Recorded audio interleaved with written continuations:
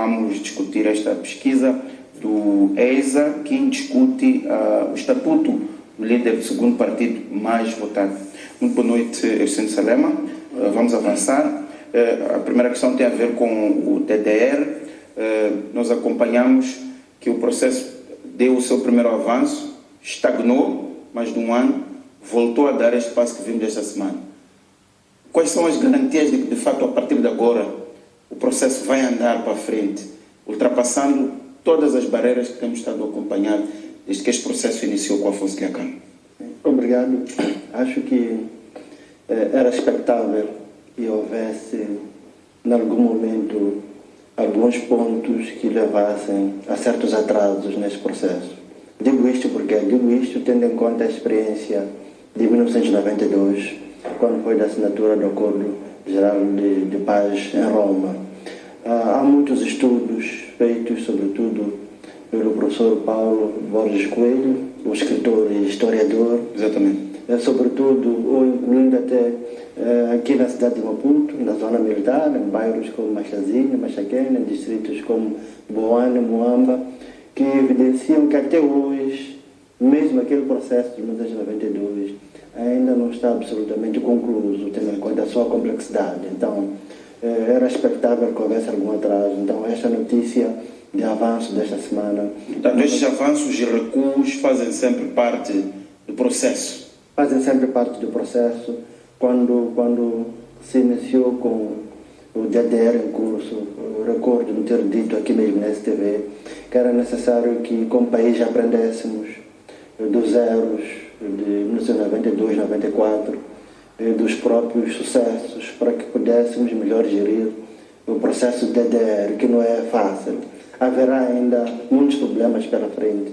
Num processo destes, mesmo aqueles que são treinados recebem apoio financeiro para serem reintegrados na sociedade, empreendendo um negócio. Em 100%, digamos, por exemplo, nem todos agem como era suposto que agissem.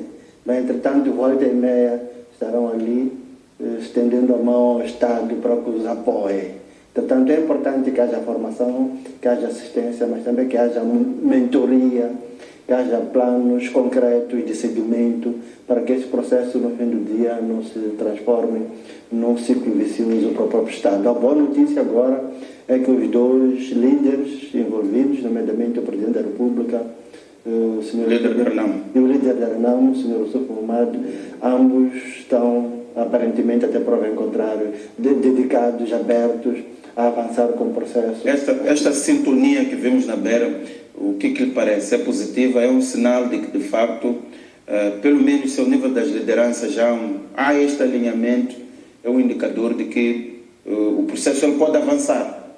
Parece que é isso mesmo, aquilo que vimos consubstancia ou indicia isso. Acho que o problema está mais ao nosso nível. Nós, enquanto cidadãos, sobretudo nós que temos acesso a espaços para emitir a opinião.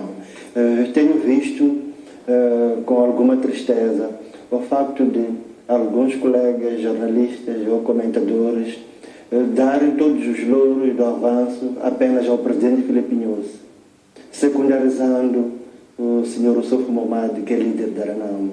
Acho que isto, parecendo algo menor, não ajuda num processo destes. O presidente Nyusi, sendo certo que se envolve afincadamente nisto, sozinho, não tem como... Não é capaz de atingir esse objetivo? Então, acho eu que o princípio de igualdade deve ser observado naquilo que é a abordagem desse processo. Acima de tudo, quando se está em face de um avanço, não pode só uma parte sozinha ser catalogada como sendo responsável por um certo avanço. Acho que isso é um perigo para o próprio andamento salutar do processo. Um dos fatores que constituiu a réia na engrenagem deste processo, digamos assim, foi a falta de financiamento, sobretudo dos parceiros de cooperação, a União Europeia em particular, que fez promessas, mas que não chegaram em tempo útil para que o processo pudesse avançar de acordo com o calendário. Os desafios de financiamento de um processo como este, os desafios de formação, os desafios de integração dos elementos da Renamo nas várias forças de defesa e segurança. Por um lado, ontem ouvíamos um analista dizer que pode ser problemático o facto de estes homens da RENAM estarem a se desarmar, mas não haver uma expensão às suas bases, portanto, os paióis onde essas armas são depositadas, que nos daria uma garantia de que, de facto, estão-se a entregar todas as armas, não se estão a entregar apenas algumas, e são deixadas outras como uma estratégia de, se no dia que as coisas correrem mal, temos um backup para pressionar o Estado. Olhando para este quadro todo, não há risco de termos problemas, tendo em conta que não está a haver este acompanhamento no processo? As duas situações que coloca, a meu ver, encerram um certo tipo de risco. Por um lado, os parceiros de cooperação, a União Europeia nesse caso. Acho que seria de bom tom que os parceiros de cooperação flexibilizassem a canalização das ajudas. Quando um certo processo era suposto ser posto em andamento em um mês, mas entretanto acaba demorando 6 meses ou mais por conta de atrasos no desembolso de fundos, isso acaba causando outros problemas. Quando finalmente os fundos chegam, as partes já têm um certo déficit de confiança, já haverá um ou outro problema que, se o processo não tivesse atrasado, talvez não existisse. Então, acho que este é um risco muito sério. É bom que a comunidade doadora, a comunidade internacional, os parceiros estratégicos de Moçambique nisto, cuidem de acelerar as suas agendas quanto a esse propósito. Por outro lado, como bem refere, a expensão é salutar. Qualquer DDR é suposto ter uma expensão independente. Seria boa notícia se as próprias Nações Unidas, que têm unidades especializadas, com muita experiência em vários países, elas próprias pudessem fiscalizar e dar o necessário avalo, a necessária aprovação do processo. Porque o passado recente, aquilo que temos visto, sobretudo desde 2012, 2013, nos leva sempre a duvidar, ainda que como mera hipótese académica, de que pode ser que uma das partes, a RENAM, neste caso, não entregue todas as armas. E sentiria muito feliz se eu estivesse errado nesta sessão, porque o que queremos é que a paz seja duradoura e que tanto a RENAM como os outros partidos sejam partidos mesmo desligados das armas. E é isso que há de alimentar a nossa democracia. Exato. Há estes desafios, mas há também o fator Mariano Nhongo, que depois deste avanço apareceu a desvalorizar completamente e a dizer que a autoproclamada junta da RENAM, ela tem as suas armas, que a RENAM não está a entregar todas as armas e que este avanço não tem nenhum significado em termos de estabilidade, e acusar a liderança da RENAM de falsidade, de falta de lealdade. Até que ponto é que o Mariano Nhongo e a sua equipe, assumindo que é Mariano Nhongo o líder da desestabilização que temos assistido na zona centro, não é um grande fator de perturbação na resolução deste tema do DDR? Naturalmente que é um fator de desestabilização, mas entretanto as culpas não são apenas da RENAM. A RENAM naturalmente não há de ter conseguido resolver os seus problemas internos até que transbordassem para o nível em que se acham agora. Mas entretanto o outro lado também tem uma certa dose de culpa. Recordo-me da instrumentalização do Sr. Mariano Nhongo. Há 24 horas do ato eleitoral, apareceu nitidamente instrumentalizado, com um certo discurso a dizer que se fosse aquele que uma votação o Suf Mohamed seria o mesmo que escalamento da situação de insegurança e guerra no país. Claro que era uma agenda bem montada, a avaliar a partir da própria mobilização mediática para o sítio onde ele se encontrava. Então, acho eu que com essa ideia... Há gente do poder político que usou Mariano Nhongo quando teve que tirar benefícios. Exatamente. Esse é um facto. O que eu referi comprova isso. Qualquer pessoa atenta a se recordar disso. Sim. Por outro lado, é certo que na RENAM também, eventualmente, não houve a melhor engenharia sociopolítica no sentido de resolver os problemas internos. Mas, entretanto, no nível em que a coisa se encontra agora, tanto o Presidente da República como o líder da RENAM devem procurar consertar posições, eventualmente o diálogo há de ser a melhor via. Guerrilha faz-se, dizem os especialistas, até com 2, 3, 4 armas. Então é importante que se evite que a situação se torne descontrolável. Se o senhor Mariano Nhongo ainda presta esse tipo de declarações, é que ainda é localizável, é possível chegar a falar com ele. Agora, não me pergunte, Mucipo, se será sustentável dialogar, chegar a um acordo, se isso de per si não há de ser uma espécie de fermento para o surgimento de outros novos grupos. Mas o que quero colocar exatamente é, quando fala do problema do Mariano Nhongo, já não é somente um problema da Renamo. O que quer dizer? Quer dizer que é também um problema do Estado, porque afeta a ordem e tranquilidade públicas, mas do ponto de vista de intervenção, é uma intervenção ao nível do governo para tentar criar a tal ponte. Criando essa ponte não se informaliza muito, conforme colocava, não se fertiliza o terreno para o surgimento de grupos.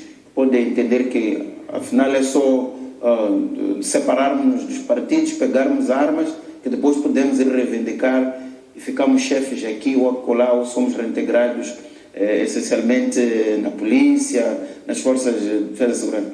O grande desafio de como fazer isto sem afetar esse tipo de situações, olhando que já temos a confusão de Cabo Delgado.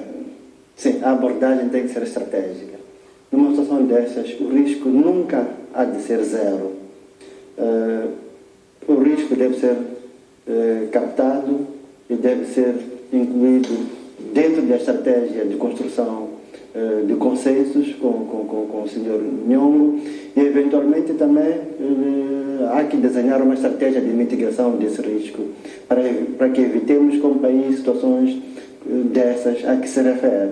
Claro que não sou a pessoa mais indicada para dizer que tipo de estratégia em concreto, porque é uma área da qual não tenho ciência, mas o que é um facto é que é importante que se tenha presente que o risco nunca há de ser zero. Não sendo zero, ele deve ser devidamente captado e associar-se-lhe uma estratégia de mitigação para que não tenhamos outro dia Nhongo 2, depois Nhongo 3 e por aí além.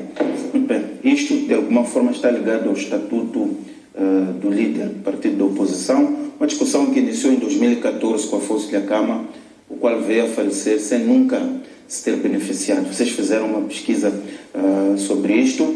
Essencialmente, vocês apontam, fazem um desenho daquilo que acontece pelo mundo, que esta figura existe e tem um tratamento protocolar do Estado.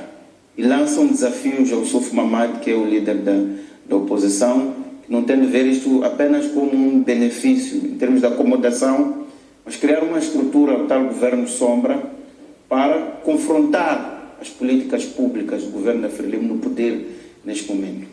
Quais são as grandes linhas em relação a esta questão do estatuto de líder da oposição?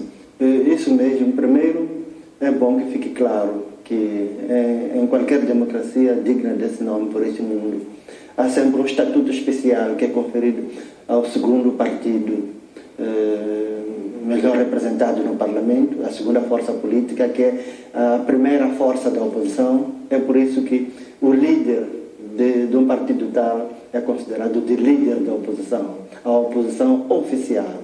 Esse líder, em muitos estados, tem até estatuto de um membro do governo, ou de outra forma, para dizer o que é? Para dizer que o facto de o senhor Suf Mamad ter aceito esta perspectiva, diferentemente do senhor Afonso Dhlakama, ele próprio está a agir de forma positiva, está a ter uma cultura de Estado, mas, entretanto, deve ter presente que não é apenas o lado de benesses que conta.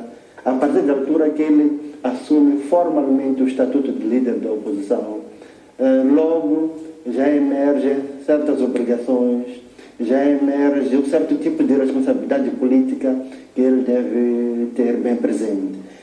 Quando recursos públicos financiam um gabinete de um político na oposição, por ser líder da oposição, é sinal de que ele deve fazê-lo para merecer.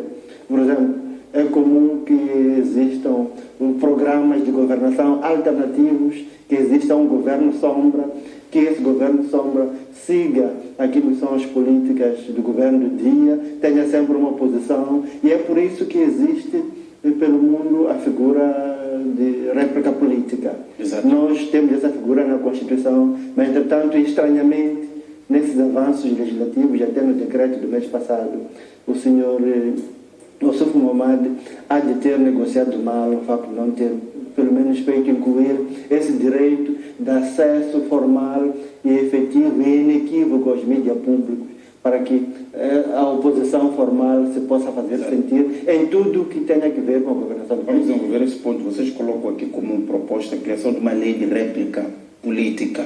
O que isso significa exatamente? Quando fala do acesso do partido, do maior partido da oposição aos mídias públicos, é esta lei que acomoda isto. O que essa legislação pode garantir do ponto de vista da penetração da oposição no acesso à informação ao nível das entidades públicas, porque é isso que permite também avaliar a transparência e a prestação de contas, e o seu caminho ao nível dos órgãos públicos? Aliás, essa é uma grande discussão. O acesso da oposição ao nível dos espaços privilegiados dos órgãos de comunicação controlados pelo Estado. É o seguinte, nós temos esse Instituto da Réplica Política desde 1990, há 30 anos.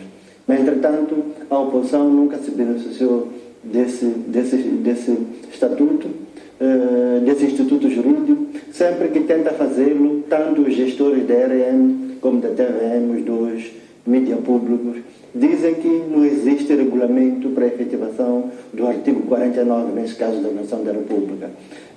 O que seria de desejar neste momento? Se tratando de um direito fundamental, mesmo na inexistência de uma lei própria a bem da paz, será bom que houvesse abertura por parte de mídia pública, sobretudo agora que se lhe reconhece como oposição oficial, a Renamo, o seu líder, para que feita qualquer declaração por um membro do governo, a oposição parlamentar, acima de tudo a oposição oficial, deve ter espaço inequívoco para dar a sua versão sobre os mesmos factos no mesmo canal.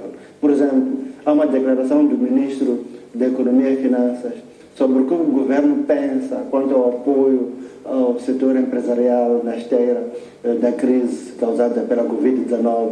Logo a seguida, o ministro Sombra da Economia e Finanças tem que ter espaço para comentar, dar a sua visão. Isto é uma questão de lei, Salema, ou também é uma questão de tolerância, de abertura democrática, uma vez que nem vai ser possível escrever tudo? Diria mais, é uma questão até de cultura cívica, é uma questão de cultura política, é uma questão também que integra o processo de construção e consolidação da própria paz. Acha-se integrado isto no próprio processo de construção da paz. Em condições normais, a partir do artigo 49 da Constituição da República, já deverá ser possível a oposição, sobretudo a oposição formal, aquela representada no Parlamento, ter acesso aos mídias públicos para esses próprios partidos se fazerem ouvir, dando a sua versão sobre aquilo que o governo diz. Sem isso, os mídias públicos tornam-se algo muito simples e sinistro para a democracia. É máquina de propaganda, é aparelho, é instrumento de propaganda para o partido no poder.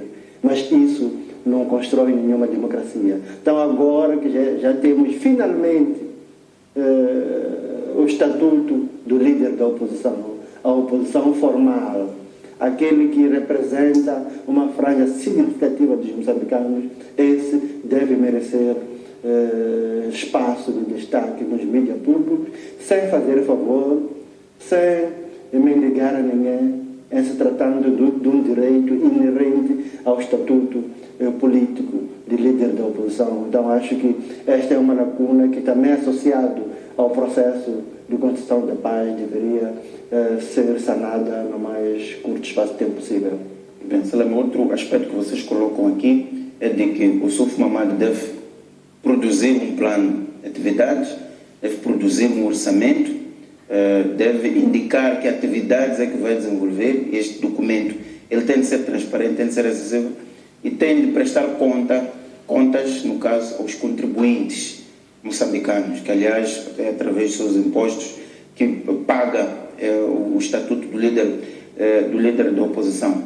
A questão é, há os desafios ao nível da comunicação social pública, os desafios do Estado. A própria RENAMO, ela está devidamente estruturada, devidamente consciente de que este estatuto confere-lhe também responsabilidades no quadro daquilo que estamos a colocar aqui, de prestação de contas, o tal governo sombra, que é o Estado a criar condições, a criar capacidade para uma RENAMO mais interventiva na sociedade. Vê nesta RENAMO capacidade para integrar estes elementos de transparência, de planificação, de confrontação do partido no poder? Eu acho que sim. Eu sou daqueles que acham que a RENAMO tem quadros, muitos até jovens, alguns até professores universitários, mas, entretanto, isso de per si não é tudo. O papel do líder é central nisto. Tudo dependerá da forma como o Suf Mohamed, ele próprio, há de encarar a agenda de se estabelecer como um verdadeiro líder da oposição e não somente como um político que, por circunstância, está ali como líder do segundo partido mais votado e, por via disso, tem acesso a um cheque, tem acesso a um conjunto de regalias, incluindo assessores, incluindo assistentes, no total mais de 10, tanto na sua residência particular como no gabinete, mas, entretanto, sem uma agenda efetiva, clara e conhecida naquilo que é o seu exercício de contrapoder, naquilo que é o seu papel democrático enquanto líder da oposição. É daí que achamos nós que seria um bom sinal para a democracia se o senhor Suf Mohamed cuidasse de planificar no seu gabinete o que pretende fazer. Se fizer de forma participativa melhor, ele tem eleitores que o dão esse estatuto, então é importante que ele não se desligue desse eleitor. E depois é importante que ele nos mostre até que ponto é efetivamente a alternativa governativa. Dizer líder da oposição é o mesmo que dizer alternativa governativa, daí que é o segundo mais votado. Mas, entretanto, isso não se deve limitar à recepção de benesses. Deve traduzir-se numa liderança pelo exemplo, prestação de contas, envolvimento. Não pode agora fazer exatamente aquilo que critica como oposição. Tem que mostrar que efetivamente pode ser a tal diferença. Queremos ver um governo sombra, queremos ver um programa de governação, queremos conhecer a opinião deste governo sombra, que possa efetivamente alimentar a nossa democracia. No fim do dia, claro que em cada eleição compete aos eleitores decidirem a quem votam, mas, entretanto, aquele que recebe fundos de todos nós, contribuintes, para se estabelecer e se fazer ouvir e sentir enquanto líder da oposição, não deve embandeirar em arco, não deve limitar-se às benesses, tem que trabalhar, tem que nos mostrar que vale a pena efetivamente ter essa figura. Salema, o Afonso Dhlakama, que foi quem iniciou este processo, depois deste documento ter sido aprovado, rejeitou sob o argumento de que as pessoas viam isto como um benefício e não propriamente como condições de trabalho. Este estatuto ele é regulamentado numa altura do contexto também dos subsídios de reintegração dos deputados da Assembleia da República, e lembremos que o Suf Mohamed também foi deputado da Assembleia da República e beneficiário desse subsídio de reintegração. Não fica aqui muito colada a ideia de que os políticos, quando atingem os lugares cimeiros, criam para si privilégios e não necessariamente as condições de trabalho para melhorar as políticas públicas, para melhorar as condições dos moçambicanos? Infelizmente, até prova em contrário, há de ser isso. Caberá ao Sr. Suf Mohamed nos provar o contrário. Uma vez mais, eu particularmente como eleitor, como cidadão deste país, como acionista desta empresa que se chama Estado moçambicano, tanto que contribuinte, ficarei muito feliz se um dia chegar à conclusão de que estava errado. É um facto agora que no regulamento desta lei, o líder da oposição, neste caso o Sr. Suf Mohamed, já tem direito a subsídio de reintegração, o que não constava dos benefícios que já se achavam incertos na lei antes de ser regulamentada. Entretanto, a ideia com que se fica é essa de que antes do coletivo, qualquer líder nessa posição olha para o seu umbigo, faz de tudo para que os seus interesses sejam salvaguardados. Então, o que é um facto aqui é de que, pelo menos, o líder da oposição é favorável ao subsídio de integração, apesar de ser algo legal. Entretanto, é algo que se mostra contrário ao princípio constitucional de justiça social. Nós somos um país em que ainda há pessoas a morrerem de fome. Entretanto, alguém que nunca esteve desintegrado não precisa ser integrado. Então, é anacrônico que a própria oposição, o partido que, em teoria, deveria se posicionar como alternativa governativa, ele próprio esteja a aparecer com uma situação dessa. Gostaria de ouvir a opinião em primeira pessoa do próprio líder da Renamo sobre isto, se declina, se aceita, qual é a razão que o leva a aceitar algo criticado até por quase toda uma sociedade. O que é um facto é que ele tem esse privilégio enquanto líder da oposição. Afonso Dhlakama, eventualmente, era muito mais sensível aos clamores populares. Era talvez um homem muito raro no nosso contexto. Daí que dispensou esses benefícios. Exato, embora eventualmente o ponto não seja exatamente esse. Eu acho que o Yusuf Mohamed faz bem em aceitar esse estatuto enquanto líder da oposição, sendo comum em vários países do mundo. Entretanto, não deve aceitar com esses presentes envenenados, tipo subsídio de reintegração. Eu acho que, em parte, pode ser um presente envenenado. E um dia isso pode virar-se contra ele mesmo, politicamente, contra o seu partido. E há, como dizemos, o risco de uma eventual má gestão da situação por parte do senhor Yusuf Mohamed um dia se transformar numa espécie de uma organização de massa do próprio partido no poder, se estiver a replicar aquilo que são as práticas, chamemos assim, que temos estado a assistir nesses anos de governação do Partido Frelimo, que de 1975 a 1990 até já teve o seu Comitê Central como um órgão do Estado a partir da própria Constituição. Exatamente. E é importante também frisar que este tipo de benefícios, de tratamento protocolar que o Estado dá, nós temos na África do Sul, que é uma realidade bastante próxima, temos no Canadá e temos também no Reino Unido. Portanto, sempre confere-se um certo estatuto especial ao líder da oposição pelo seu papel na sociedade, pelo seu papel como alternativa de governação. Exato. Eu, particularmente, acho que já deveríamos ter introduzido essa figura mesmo em 1990 e efetivá-la com as eleições primeiras, as eleições fundadoras da nossa democracia, as de 1994. Num desses anos, pelo menos tendo fé nos dados oficiais, a senhora Afonso Dhlakama teve 48% dos votos em 1999. Significa que em cada 100 moçambicanos, 48 estavam com ele e 52 com o presidente Sissano. Então, uma pessoa com esse estatuto merece todo o apoio do Estado, merece toda a dignidade, merece toda a proteção e merece todo o apoio de todos nós, enquanto representante de uma franja significativa de eleitores. Então, é por isso que eu, particularmente, não me associo àqueles que acham que aceitar esse estatuto é sucumbir, é submeter-se ao partido no poder, ao governo. Isso eventualmente pode se evidenciar um dia, dependendo do comportamento que o senhor Yusuf Mohamed há de ter, mas por esses países que citou, que referiu, nós também analisamos, pelo mundo fora, nenhum líder da oposição sério, digno desse nome, deixa de ser-lo, deixa de defender os seus princípios, os seus valores, somente porque tem apoio do Estado. Aliás, não são fundos do governo, não são fundos do partido no poder, são fundos do Estado.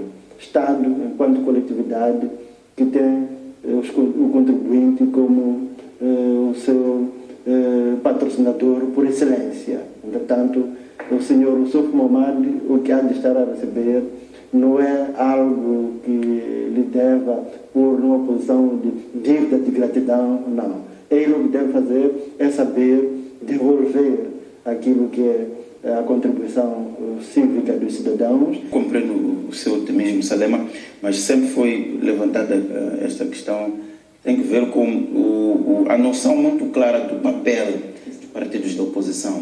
Não estamos perante uma pandemia, a intervenção da oposição, ela pelo menos não é vincada.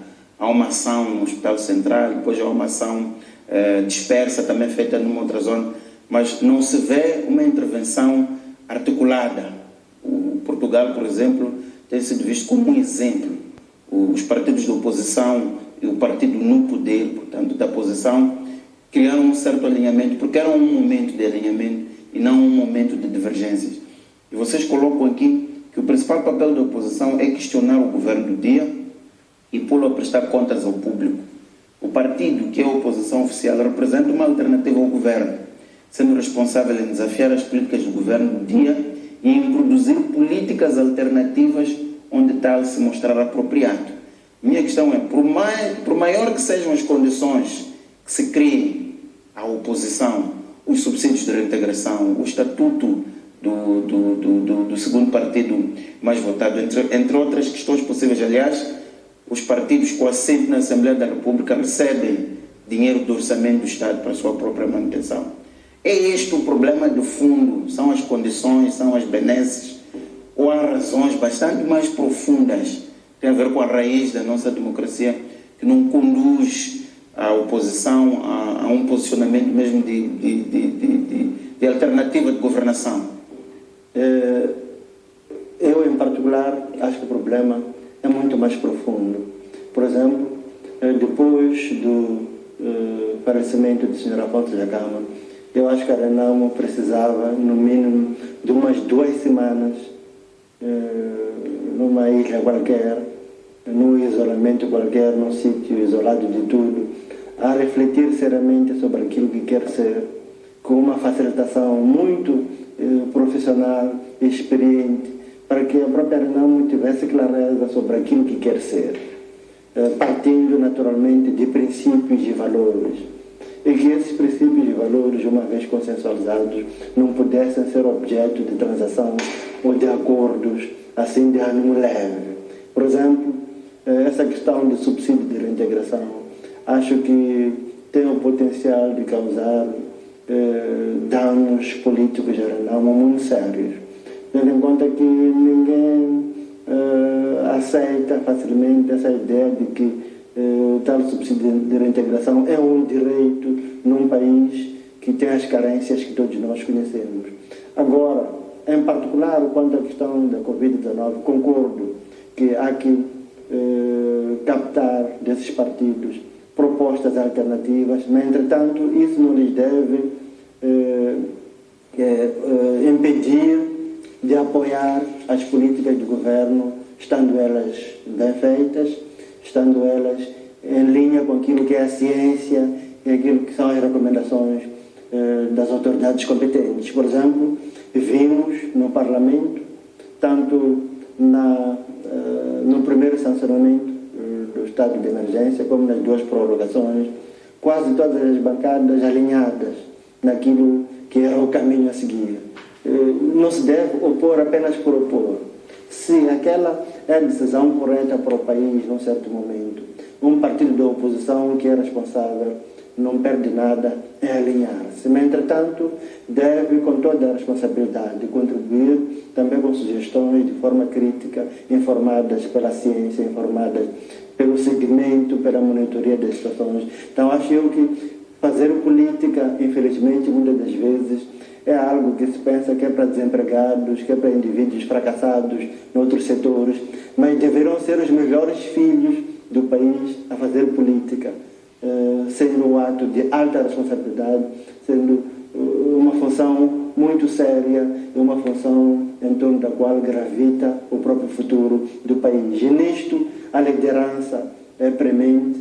O Sr. Ossufo Momade tem uma oportunidade única de nos mostrar que efetivamente pode transformar a Renamo nessa alternância que em teoria já o é a partir da altura que, por lei da Assembleia da República, o partido que ele dirige já é a oposição oficial e ele já é líder oficial dessa oposição com estatuto especial, com benesses. Isso então deve suscitar um certo trabalho para além daquilo que nos tem sido habitual ver. Exato. Salema, uma última questão. Nota-se que há um alinhamento, há um entendimento entre a liderança do país e a liderança da RENAM, versus o DDR avançar. Nota-se também nas imagens uma certa empatia, digamos assim, entre o Suf Mamad e o presidente Nyusi. O Suf Mamad até aqui não tem sido um fator do bloqueio. Deixou passar as eleições, apesar do posicionamento que houve fraudes, mas da liderança da RENAM formal, pelo menos não houve um braço de ferro. Houve esta desintegração e autoproclamada junta militar, e temos o estatuto especial do líder do segundo partido com assento parlamentar. Portanto, nota-se também uma certa solução para todas aquelas que poderiam ser as preocupações do Suf Mamad e da RENAM. O que isto significa? É estabilidade política ou são decisões que a RENAM interna ela pode não se rever? Podemos ter situações de reproduções de nhongos ou outros descontentamentos internos. O posicionamento do Suf Mamad é alinhamento conjunto, é o posicionamento de bloco, ou é um caminho em sentido único sem o apoio da estrutura? Bem, acho que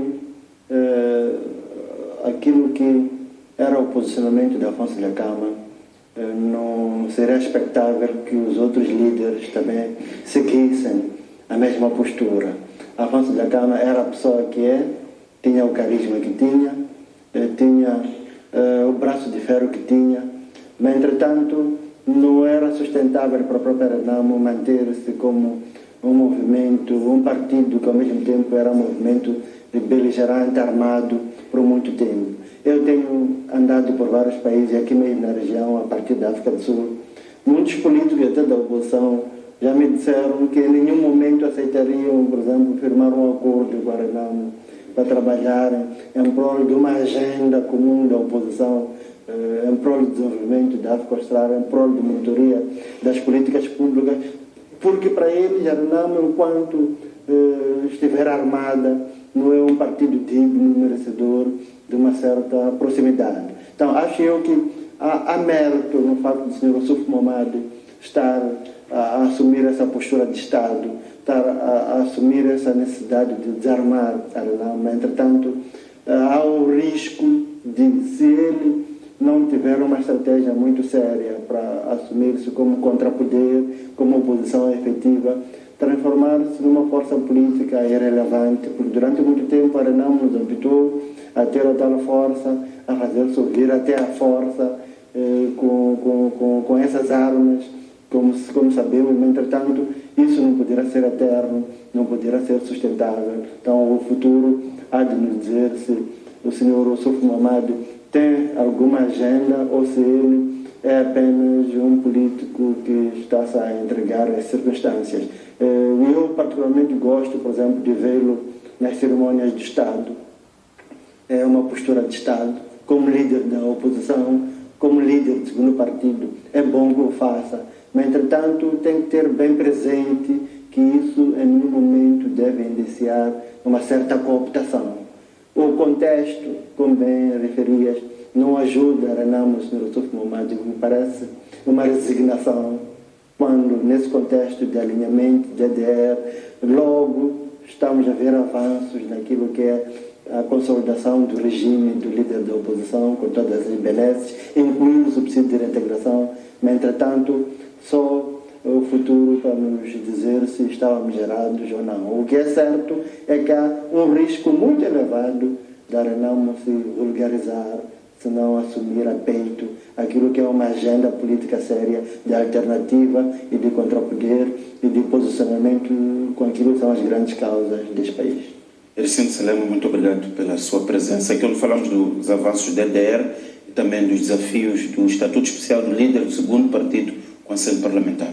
Obrigado. Bem, caro telespectador, fica aqui a conversa com Ercílio Salema.